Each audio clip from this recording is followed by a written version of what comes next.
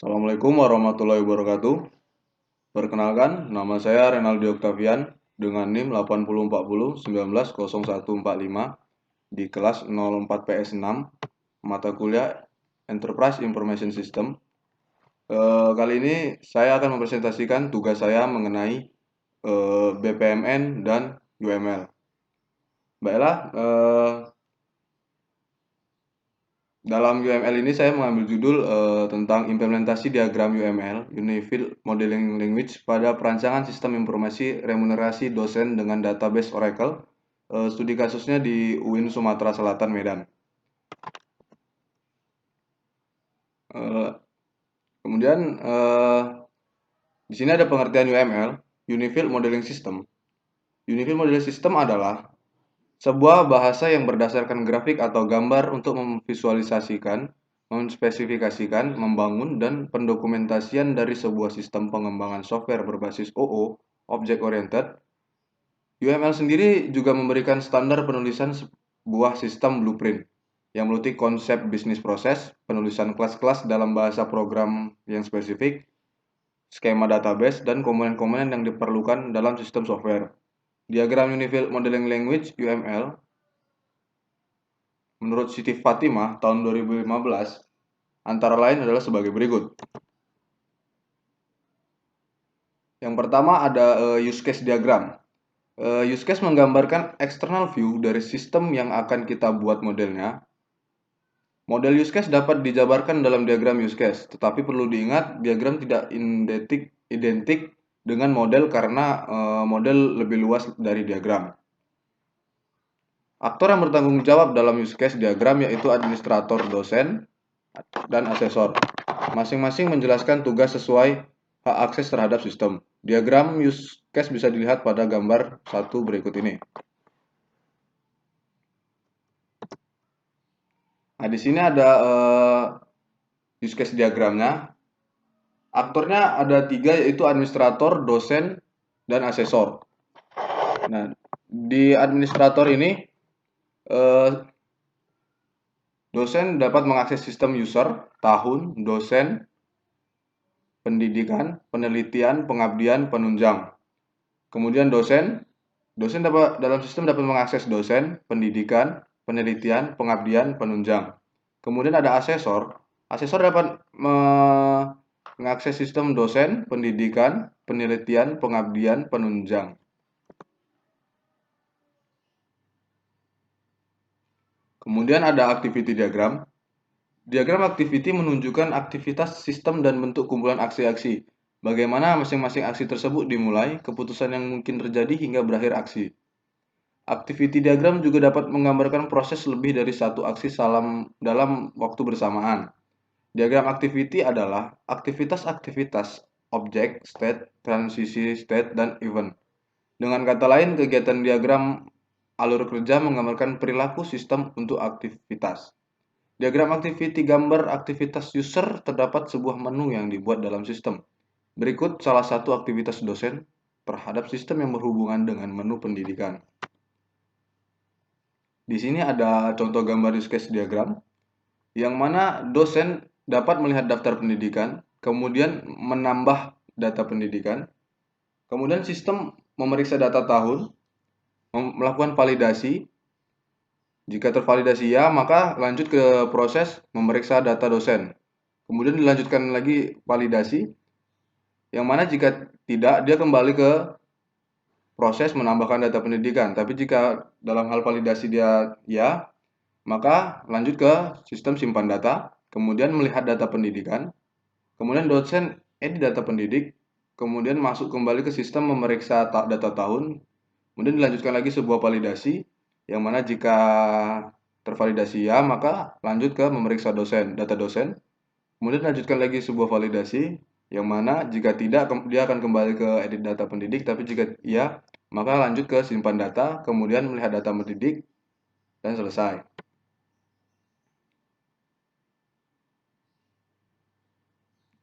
Jadi kesimpulannya, Unified Modeling Language atau UML merupakan bahasa permodelan yang dapat menjabarkan secara rinci untuk analisa dan mencari apa yang perlu oleh sistem. Setelah permodelan dapat perancangan sistem remunerasi ini selesai, maka program akan lebih terarah dalam membangun sistem yang digunakan dalam perhitungan remunerasi dosen di UIN Sumatera Utara Medan, serta dengan mudah untuk menguji dan menganalisis kekurangan sistem ke depannya. Kemudian kita masuk ke proses bisnis atau BPMN. Permodelan proses bisnis, saya mengambil studi kasus pada PD Simpati Tangerang.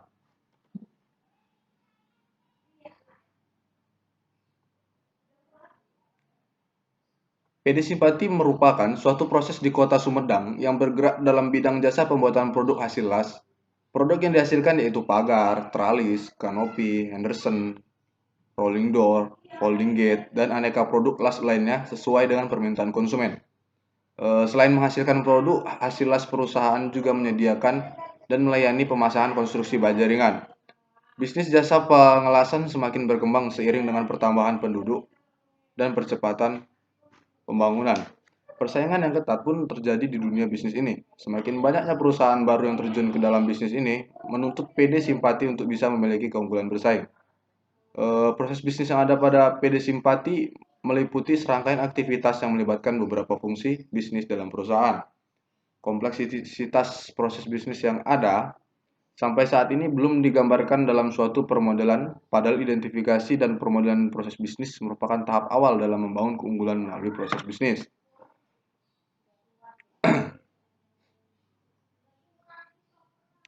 Dengan mengidentifikasi dan membuat permodelan proses bisnis, akan diketahui proses bisnis yang sedang berjalan as is model, sehingga ke depannya dapat ditentukan area perbaikan yang bisa dilakukan to be model, dan pada akhirnya dapat meningkatkan kinerja proses bisnis.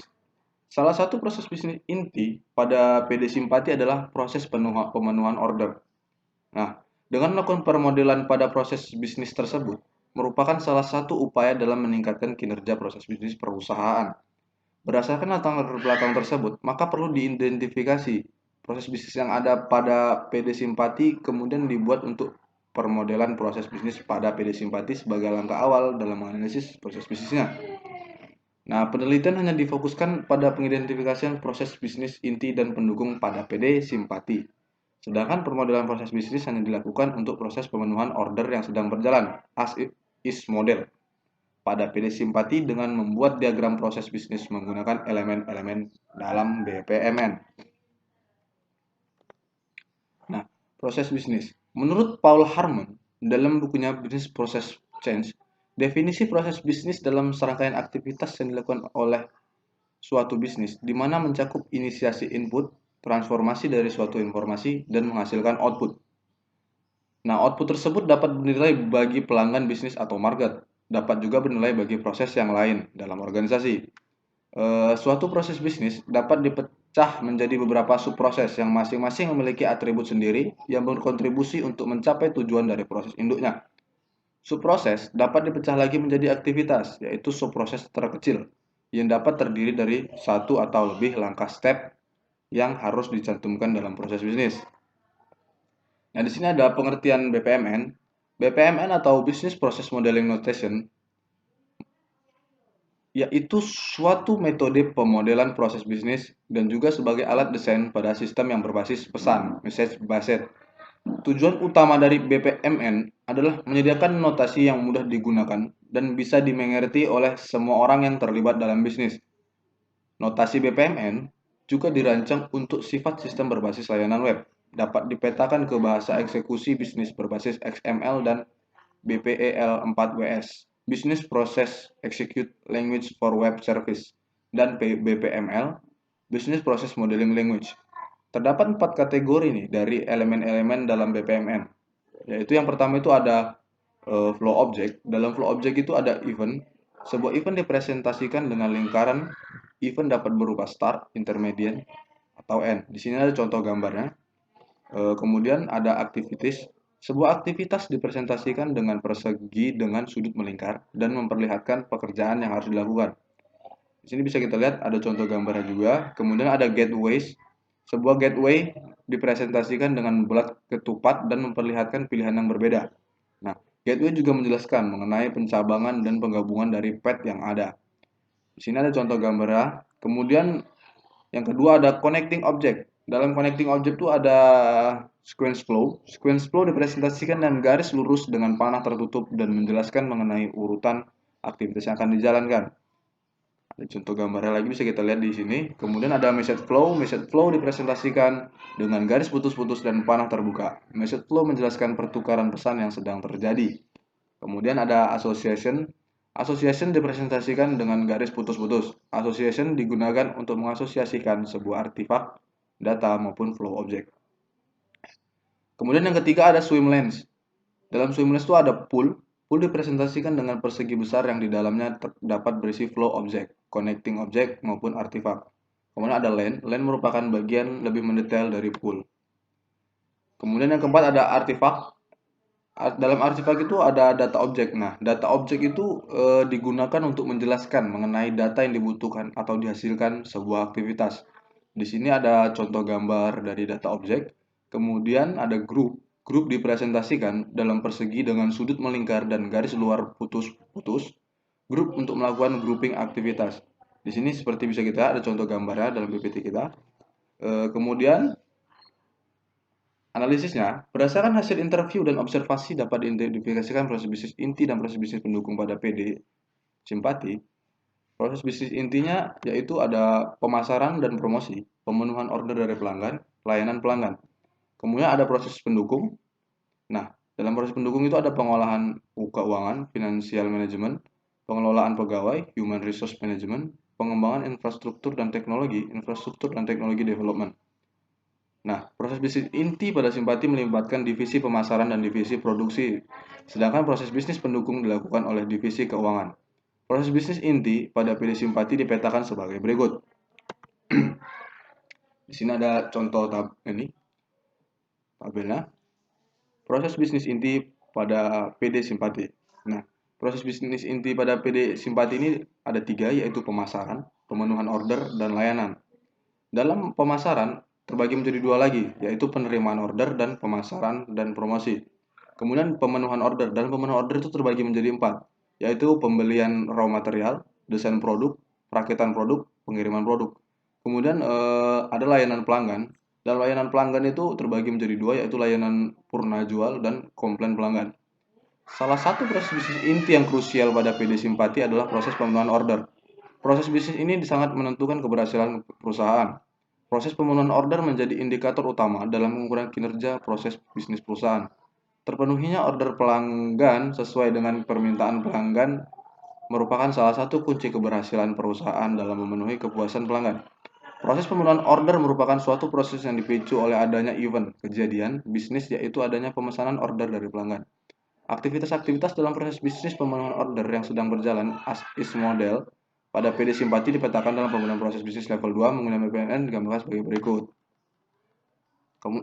Jadi kesimpulannya tuh identifikasi dan pemodelan proses bisnis merupakan tahap awal dalam siklus manajemen proses bisnis. Tahap ini sangat penting karena pemodelan proses bisnis yang sedang berjalan, as is model, menjadi dasar untuk dilakukan analisis proses bisnis. Dari hasil penelitian, diidentifikasi proses bisnis inti yang ada pada PD simpati terdiri dari proses pemasaran, pemenuhan order, dan layanan pelanggan. Permodalan proses bisnis inti pada PD simpati diidentifikasi proses yang paling krusial, yaitu pemenuhan order. Nah, proses tersebut dibuat permodelan yang sedang berjalan as is model dengan diagram proses bisnis menggunakan elemen-elemen BPMN. Berdasarkan permodelan yang telah dibuat, maka perlu dilakukan analisis proses bisnis lebih lanjut sehingga dapat dilakukan perbaikan pada area yang tepat, kemudian digambarkan dalam permodelan proses bisnis yang diinginkan, to be model. Perlu dilakukan juga permodelan proses bisnis menggunakan metode yang lain seperti ARIS dan WML sebagai bahan perbandingannya. Mungkin cukup sekian presentasi dari saya. Kurang lebih saya mohon maaf, saya akhiri. Wassalamualaikum warahmatullahi wabarakatuh.